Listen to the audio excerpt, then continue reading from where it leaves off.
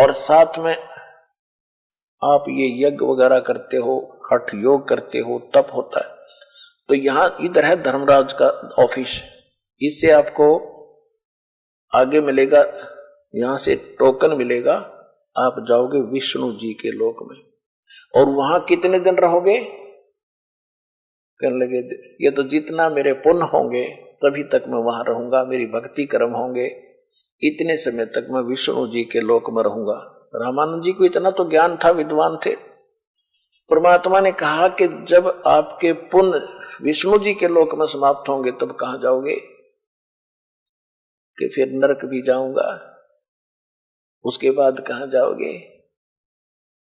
क्या पता कौन सी पशु पक्षी की योनि में जाऊंगा। फिर यह खाक भक्ति आपकी, यह क्या भक्ति कर रहे हो आप? हम बताएंगे आपको। गीता अध्याय नंबर 15 के श्लोक नंबर 4 में कहा कि तत्वदर्शी संत की प्राप्ति के उपरांत परमेश्वर के उस परम पद की खोज करनी चाहिए जहां जाने के बाद साधक से लौटकर कभी संसार में नहीं आते।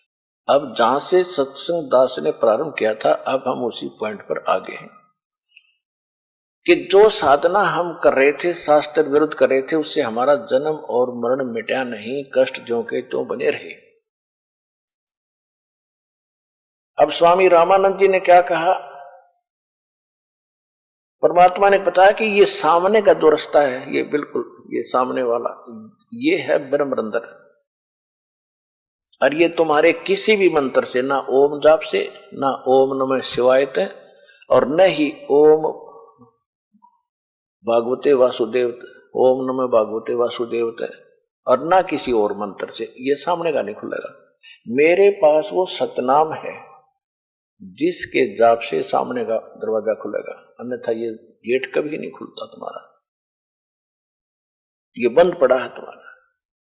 और कोई कोशिश करके देख, रामानंद जी जो मंत्र जाने था, जो भी गायत्री मंत्र उसने घोट रखा था, ये दुर्वेद अध्याय नंबर 36 का मंत्र 3, उसका ओम मंत्र ला को भी जाप कर दिया, ना खुला, बैठ गया चुप हो गया, क्योंकि स्वप्न सा हो रहा था, जैसे स्वप्न में देखते हैं ऐसे चल रहा था, बैठा समाधिस्थ था, परमात्मा सामने बैठे और उसको परमात्मा आगे भी बैठे त्रिकुटी पर, त्रिवेणी के पर। तो वहां कहते हैं कि मैं दिखाऊं अब खोल के, मैं जाप करता हूं अपने मंत्र का, जो गुप्त मंत्र मेरे पास है शक्तिशाली, जो मोक्ष मंत्र है, 2 अक्षर का है सतनाम, 2 अक्षर का, जिसमें एक ओम मंत्र है और एक तत्व गुप्त है। परमात्मा ने लीला की स्मरण किया सतनाम का, एकदम ऐसे वो पत्थर जैसे वज्र के कवाड़ थे, न्यों खुल गए, गेट खुल गया सामने, और परमात्मा ने कहा कि आजा मेरे साथ साथ। जब रामानंद जी को ले गए, दिखाया कि ये बैठा वो निरंजन ज्योति निरंजन, जिसको तुम परमात्मा मानते हो, अलख निरंजन कहते हो, ये काल है, ये देखो ये बैठा उस गेट के सामने बैठता है। ये इतना जालिम है, जो 11वां द्वार है, 10वां द्वार घाटा जोड़ रखा था आज तक। 10वां तो काल के जाल में रहता है, और 11वां भी पार नहीं करता, 12वां द्वार पार करेगा, 12वें से पार होकर हम सतलोक जाएंगे।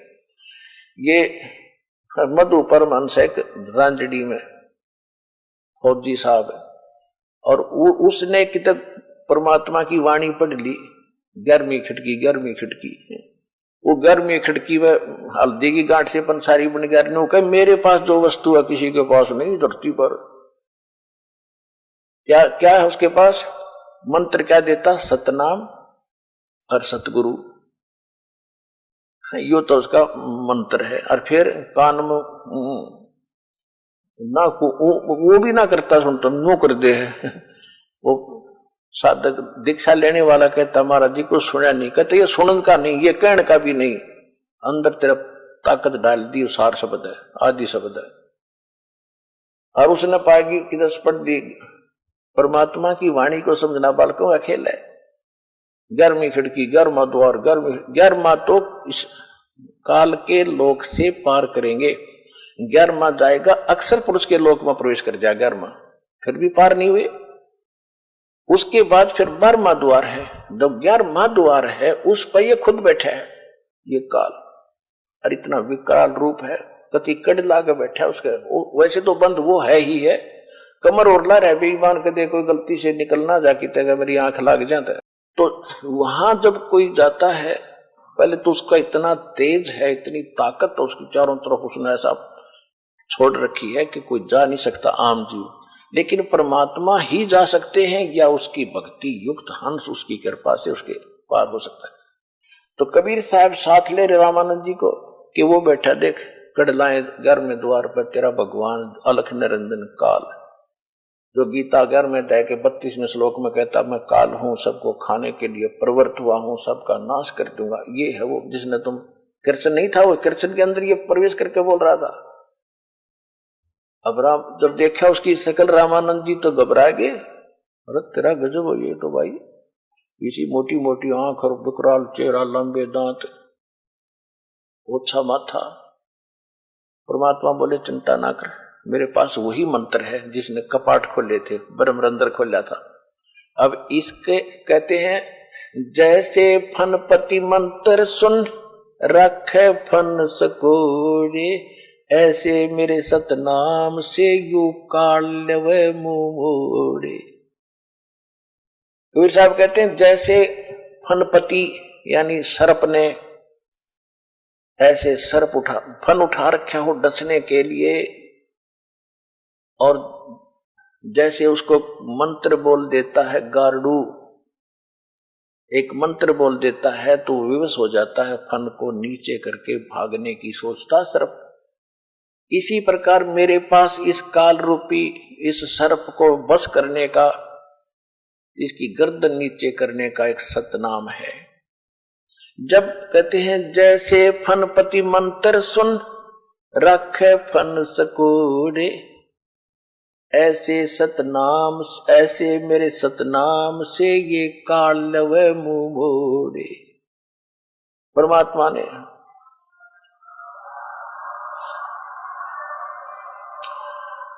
परमेश्वर कबीर परमेश्वर जी ने सतनाम का सेवन किया और काल एकदम नीची गर्दन कर गया। नीची गर्दन करते उसके सिर पे पैर रख के गुद्दी में, और रामानंद जी से कहा कि आजा मेरे साथ। जब पर वो अंदर वो गेट खुल गया, परमात्मा और आत्मा वो साथ साथ अंदर चले गए, गेट फिर बंद हो गया, काल फिर चौके से बैठ गया कि चलिए एक तो गया और तो नहीं जान दूंगा ये तो नो अकड़ रहा कती। अब 11वां द्वार जब पार किया, वो अक्षर पुरुष का लोक है, सात संग ब्रह्मांड का क्षेत्र है, उससे पार करके फिर आता है 12वां द्वार, और 12वां द्वार पार करके फिर आता सतलोक, जहां जाने के बाद फिर लौटकर कभी संसार में नहीं आती।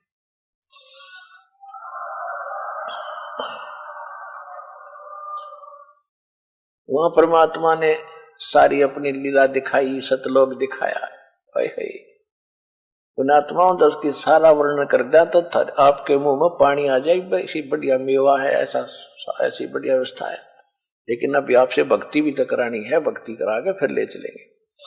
तो वहां जब पहुंचे, वहां पर सारा शोभा देखी, इतना सुंदर वातावरण, ना गर्मी है ना सर्दी है, सुंदर तेजों में शरीर है, तेजों में एकदम 16 सूर्य जितना प्रकाश रामानंद जी के शरीर का हो गया, तो वहां शरीर मिला उसको।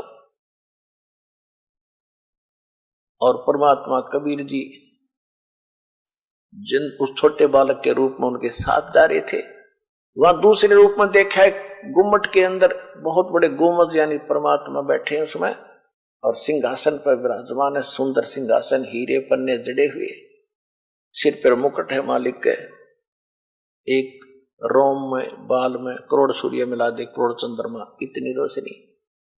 तो छोटे बालक वहां शरीर लंबे लंबे हो जाते हैं, जाते ही अच्छे लंबे सुंदर लगते हैं वो लंबे शरीर। तो वहां एक चौर रखा था, जैसे सफेद सफेद बाल से वाला चौर यहाँ करते हैं बच्चे, वो चौर उठाया परमात्मा कबीर जी ने, और तेजों में शरीर के ऊपर चौर करने लगे सिर पे। रामानंद जी ने सोचा भगवान ये है, और कबीर जी इनके कोई नौकर नाकर यहाँ के कोई गण गए होंगे, ये कोई यहाँ के देव होंगे इस लोक के। इतने में तेजों में शरीर खड़ा हुआ, 5 वर्ष का बालक बैठ गया उस अनंत कोट ब्रह्मांड के कंट्रोलर के सिंहासन पर। और चंवर तेजों में शरीर खड़ा खड़ा, यानी दूसरे रूप अपना ही डबल रोल करते थे, करते हुए चंवर करने लगे। रामानंद जी सोच रहे हैं ये क्या हुआ भाई, ये कबीर बैठ गया गद्दी पर, भगवान जिसको मालिक समझ रहा था मैं ये चौर कर। इतने में वो तेजों में जो बड़ा शरीर था 5 वर्ष के बालक में समा गया। अकेले कबीर साहब इतना तेजों में रूप हो गया उनका, और चौर अपने आप घूम रहा है सिर पे। जब देखा रामानंद जी ने को तेरा गजब हो, अरे यो तो भगवान स्वयं, यही तो है मालिक। चरणों में गिर गए। वहीं पर परमात्मा बोले, सुन रामानंद, ये है मैं हूं वो परमात्मा, और जो मुझे यहां देख लेगा वो मुझे भगवान मानेगा, और संसार तो मुझे धानक दुला ही जानता है। अब आप वापस जाइए। एकदम ऐसा किया था, एकदम वापस आया रामानंद की आत्मा, ऐसे फड़क के उठा। अब सामने परमात्मा बैठे। अगर ये स्वप्न न सोचता, कबीर जी सामने ना होते तो न सोचा मैंने स्वप्न आ गया होगा बैठे बैठे ने। और जब सामने दिखा, ओए होए, वही बच्चा फिर सामने आ बैठे, चरणों में गिर गए। 104 वर्ष का विद्वान पुरुष, दुनिया महिमा करे उसकी, इस जैसा विद्वान नहीं, जैसा ज्ञानी नहीं, चरणों में पड़ गया 5 वर्ष के धानक के बालक के। और क्या कहा, दो ठोर है एक तू, भया एक से दो, गरीबदास हम कारणे तुम आए हो मगजो। बोलत रामानंद जी सुनो कबीर करतारे, गरीबदास सब रूप में तुम ही बोलन हारे। तुम साहेब तुम संत हो, तुम सतगुर तुम हंस, गरीबदास तेरे रूप बिना और न दूजा अंश। तो पुण्यात्माओं, आंखों देखा रामानंद जी ने बताया कि आप परमात्मा हो, दोनों जगह आप ही काम करते हो। ऐसे गरीबदास जी को परमात्मा लेकर गए थे 10 वर्ष के बालक को, जब छुड़ानी में जन्मे थे। उन्होंने वापस आकर के क्या कहा था, हम सुल्तानी नानक तारे दादू को उपदेश दिया, जात दुलाहा भेद न पाया वो काशी माहे कबीर हुआ। हु कबीर, कौन सा कबीर है वो, अनंत कोट ब्रह्मांड का एक रति नहीं भारे, सतगुरु पुरुष कबीर है ये कुल के सिरजनहार। वो कौन कबीर, हम सुल्तानी नानक तारे दादू को उपदेश दिया, जात दुलाहा भेद न पाया वो काशी माहे कबीर हुआ। ये है वो धानक रूप रहा करता। नानक साहब क्या कहते हैं, गुरु ग्रंथ साहिब के अंदर लिखा है, महिला पहला की वाणी में पृष्ठ नंबर 24 पर, तेरा एक नाम तारे संसार, तेरा यो सतनाम और दो सार नाम है। तेरा एक नाम तारे संसार में एहो आस एहो आधार, और फाई सूरत मुलुक की वेश, ए ठगवाड़ा ठगी देश, खरा सियाणा बहुता भारी, ये धानक रूप रहा करता। ये 24 नंबर पृष्ठ पे ये वाणी लिखे जो दास बोलकर सुना रहा है। फिर 731 पृष्ठ पे लिखा है कि नीच जात परदेसी, खिन आवे तल जावे, और जाकी संगत नानक रंदा, जो कैसे मोंडा पावे। 1 सेकंड में यहां देखता हूं, ये छोटी जात का कह जिसने, और 1 सेकंड में कहते ऊपर बैठे पाओ सतलोक में। फिर 721 पृष्ठ पे कहता है कि कहते हैं नानक जी कि एक अर्ज गुफ्तम तो दर पेश तो दर कून करतार, हक्का कबीर करीम तू बे ए परवरदिगार, कि हे सारी सृष्टि को वचन से रचने वाले कून करतार, यानी शब्द स्वरूपी परमात्मा। हे हक्का कबीर, वहां स्पष्ट लिखा है सत कबीर, और बे ए परवरदिगार, आप निर्विकार परमात्मा हो। ऐसे ही दादू साहब कहते हैं कि जिन मुझको निज नाम दिया सोए सतगुर हमार, दादू दूसरा कोई नहीं हो कबीर सृजनहार। तो दादू साहब को भी परमात्मा मिले थे जिंदा महात्मा के रूप में। यानी आज का जो सत्संग था, एक तो हम कैसे भक्ति का विश्वास करें, हम जो कर रहे हैं वो खरी है। 2 कारण, एक तो हमारे सदग्रंथ जो थोड़ी हमारी, वो हमारा आधार है। दूसरा प्रैक्टिकल जिन्होंने किया, प्रैक्टिकली महापुरुषों ने किया। आदरणीय धर्मदास साहिब जी ने इसी तरह धर्मदास साहिब जी को सचखंड लेकर गए थे, फिर छोड़ा था। ऐसे आदरणीय रामानंद जी को, आदरणीय दादू साहिब को, आदरणीय मुल्कदास साहिब जी को, आदरणीय नानक साहिब जी को, आदरणीय गरीबदास साहिब जी को, आदरणीय गीसादास साहिब जी को, इन सब महापुरुषों ने प्रैक्टिकल देखा मालिक को, और वही जाप किया इन्होंने वापस जाने के लिए सतलोक में। जो दास आपको दे रहा है वो इसी से आपका मोक्ष होगा।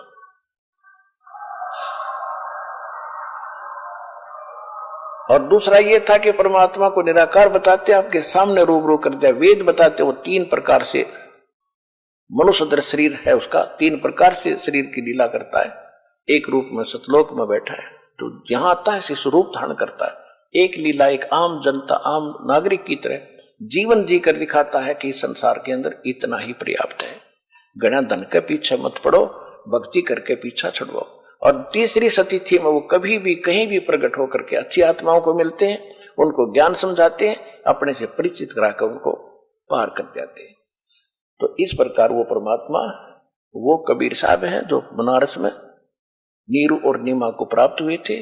धानक रूप रहा करतार, हम सुल्तानी नानक तारे दादू को उपदेश दिया, जात जुलाहा भेद न पाया, वो काशी माय का।